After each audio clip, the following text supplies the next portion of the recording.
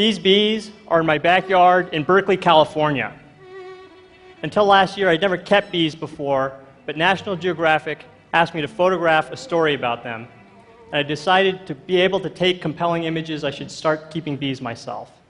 And as you may know, bees pollinate 1/3 of our food crops, and lately they've been having a really hard time. So as a photographer, I wanted to explore what this problem really looks like. So I'm going to show you what I found over the last year.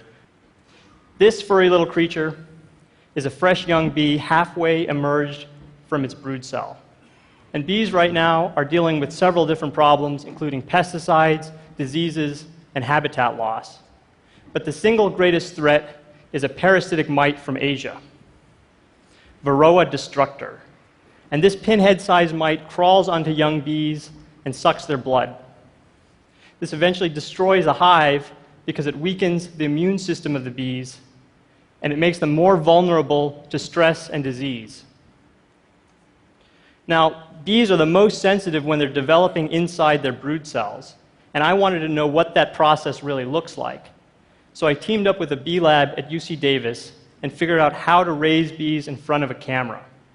I'm going to show you the first 21 days of a bee's life condensed into 60 seconds. This is a bee egg as it hatches into a larva. And those newly hatched larvae swim around their cells, feeding on this white goo that nurse bees secrete for them. Then their head and their legs slowly differentiate as they transform into pupae. Here's that same pupation process, and you can actually see the mites running around in the cells.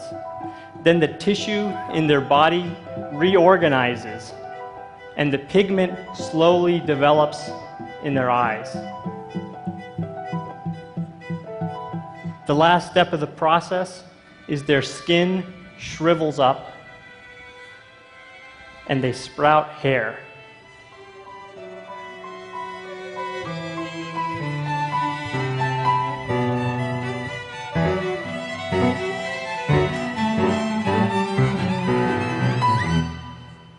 So,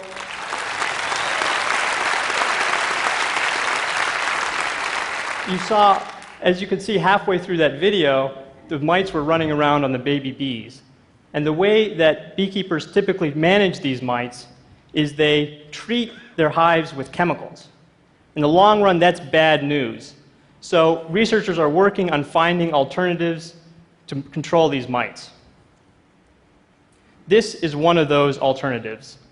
It's an experimental breeding program at the USDA Bee Lab in Baton Rouge. And this queen and her attendant bees are part of that program. Now, the researchers figured out that some of the bees have a natural ability to fight mites. So they set out to breed a line of mite-resistant bees. This is what it takes to breed bees in a lab. The virgin queen is sedated and then artificially inseminated using this precision instrument.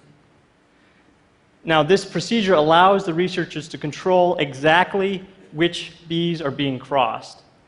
But there's a trade-off in having this much control.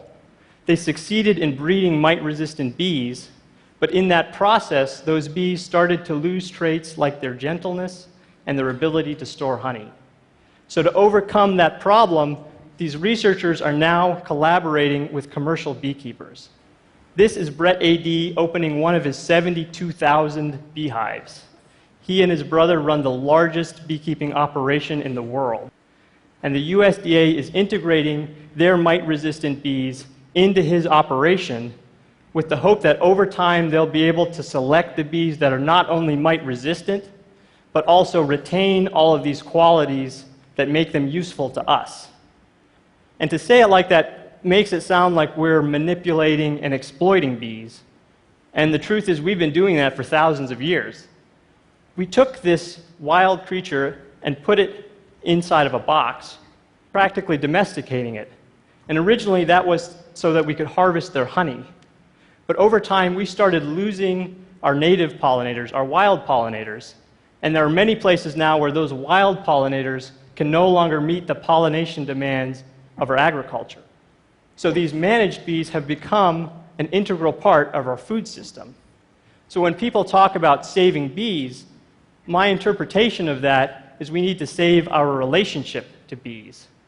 And in order to design new solutions, we have to understand the basic biology of bees and understand the effects of stressors that we sometimes cannot see. In other words, we have to understand bees up close. Thank you.